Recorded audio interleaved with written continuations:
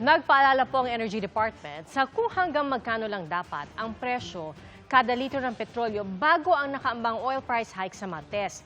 Pero sa isang gasolinahan sa Aurora, halos 100 piso na ang litro ng diesel. Na ayon sa may-ari nito, ay dahil umano sa mataas din nilang kuha sa supplier. At mula sa Quezon City, o mula sa Quezon, nakatutuklay si Darlene Tay. Darlene? Pia, hindi nawala ng pila sa buong maghapon yung ilang gasolinahan dito sa Quezon City tulad na lang dito sa kinatatayuan ko sa Philcoa.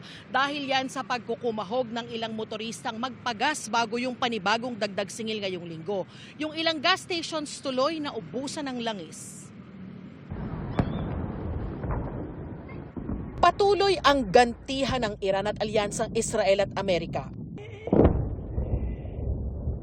At bukod sa mga nasasawi, apektado rin ang digmaan ng langis sa gitnang silangan. Ilang oil facilities ang tinatarget o nadadamay sa mga pagsabog. Paralisado rin ang paglalayag partikular sa Strait of Hormuz, ang kipot sa Persian Gulf na kontrolado ng Iran.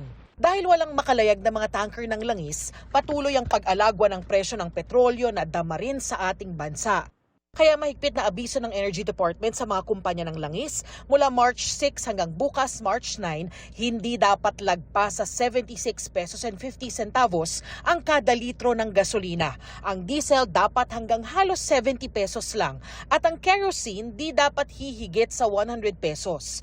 Babala ng DOE, bawal ang hindi otorisado at hindi nakaschedule na taas presyo sa petrolyo bukod pa sa hoarding at iligal na bentahan ng langis. Hinikayat ni Senate President Pro Tempore Ping Lacson ng publiko na i-report sa otoridad ang mga gasolinahang maagang nagtaas presyo. Para matiyak na nasusunod yan, may mga pulis na nag-iikot sa ilang gasolinahan ayon sa post ni Energy Secretary Sharon Garin. Pero sa gasolinahang ito sa Aurora, ang dating 58 to 63 pesos kada litro ng gasolina at diesel, pumalo na ngayon sa 73 to 97 pesos.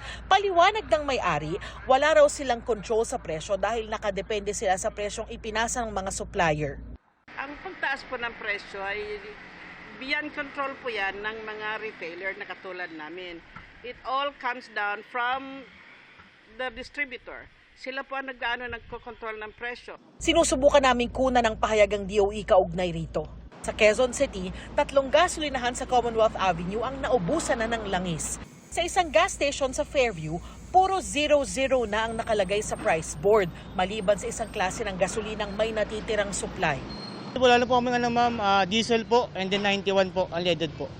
Ang meron po kami ngayon ma'am, 95 na lang po tayo. Opo. Isa na lang. Pagtitiyak naman ng Bureau of Customs, 2 buwan pa naman po yung ating supply.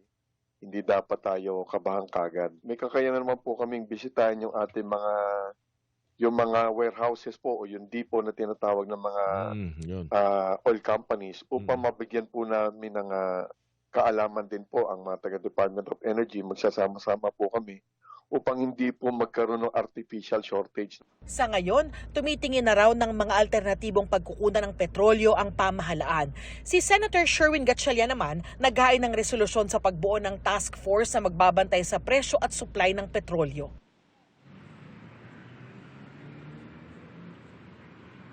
Pia, kanina lang nagkaroon na ng supply yung mga gasolinahan na nakuna naming naubusan na pero hindi pa rin lahat ng klase.